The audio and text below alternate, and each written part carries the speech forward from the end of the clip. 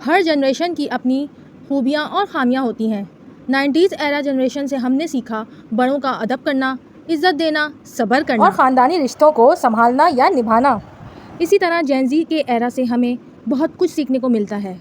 आज मैं आपको ऐसी 5 चीज़ें बताऊंगी जो हमें जेन ज़ी एरा से ज़रूर सीखनी चाहिए। मुझे लगता है कि अगर हम इस पे पहले ही अप्लाई करते तो हम भी शायद बहुत सी परेशानियों से बच जाते।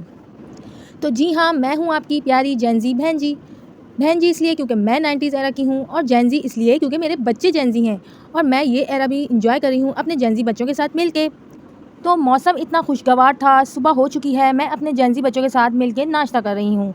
नाश्ता करने के बाद मेरे बच्चों ने कढ़ी की फरमाइश कर दी कि आज तो कढ़ी बनाना बनता है। जुलाई अपने एंड को पहुँच रहा है, इसलिए बरसात का मौसम भी है, तो लिहाजा कढ़ी भी बन जाएगी और पकौड़े भी मिल जाएंगे।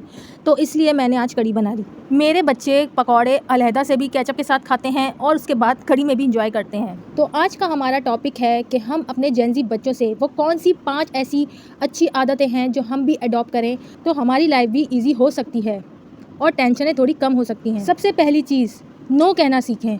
हर चीज़ में यस करने की ज़रूरत नहीं है। हमारा ताल्लुक़ एक ऐसी जनरेशन से है जिसने कभी नो कहना सीखा ही नहीं। हमें दूसरों का बहुत ख्याल होता है।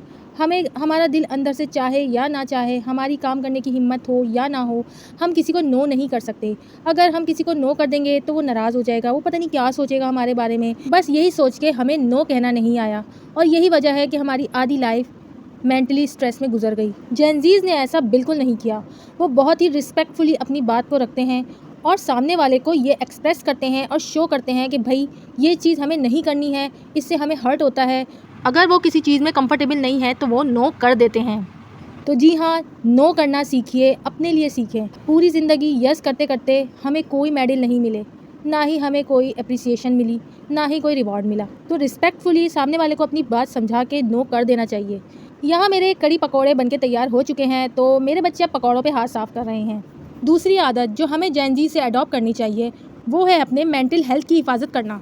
हमने अपनी मेंटल हेल्थ पे हमेशा कॉम्प्रोमाइज़ किया है। हम 90s एरा वाले मर्द और ख़वातीन दोनों ही इतनी रिस्पॉन्सिबिलिटीज़ अपने ज़िम्मे ली हुई हैं और ज़िंदगी में इतने अप एंड डाउन देख चुके हैं, जिसकी वजह से हमें ये एहसास होता है कि अगर हम भी अपनी मेंटल हेल्थ की परवाह करते तो आज हम थोड़ा स्ट्रेस फ्री होते और हर चीज़ को अपने सर पे सवार ना करते। लेकिन कोई बात नहीं, सीखने की कोई उम्र नहीं होती।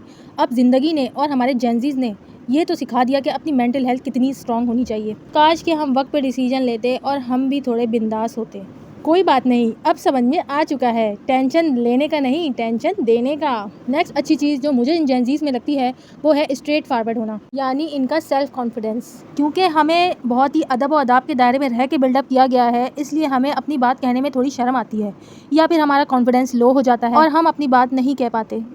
अगर किसी की कोई बात हमें बुरी लगती थी तो हम वो उसे मुंह पे नहीं बोल सकते थे, और जो बातें मुंह पे नहीं निकलती थी वो पीछे जाके बोलनी पड़ती थी। यही वजह है कि इससे गीबत भी बढ़ती थी। तो अगर हम किसी के पीठ पीछे बोल रहे हैं तो ये तो गीबत ही हुई ना, तो वो चीज़ ज़्यादा बुरी है। इससे बेहतर है कि आप मुँह पे बोल दें। तो मुँह पे बोलने से तो आज भी हमें डर लगता है, और ये क्यों लगता है ये 90s वाले मुझे कॉमेंट करके ज़रूर बताएँ।